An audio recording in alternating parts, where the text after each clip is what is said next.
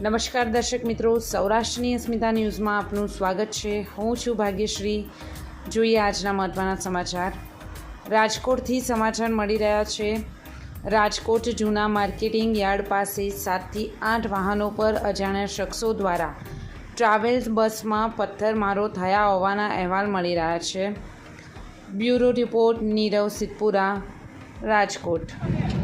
આજે આ ચાલુ ગાડી હતી રાજકોટ રોડ ઉપર, આપણે આ યાર્ડની સામે આવડા પથ્થરના ઘા એવા છે।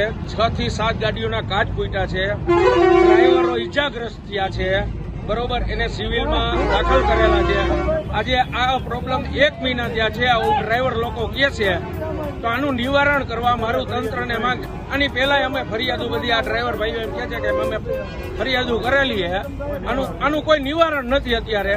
તો આનું કંઈક જલ્દી જલ્દ નિવારણ લાવો। 1 મહિનાની અંદર બહુ જાજા કાચ ફૂટેલા છે, વાગેલું છે, પેસેન્જરો હેરાન થાય છે। તો આનું નિવારણ લઈ આવો તમે, બસ। બીજું મારું કાંઈ, અને કોઈ ડ્રાઈવર ભાઈઓ કોઈ દી કોઈને નડતા નથી, કાંઈ નહીં।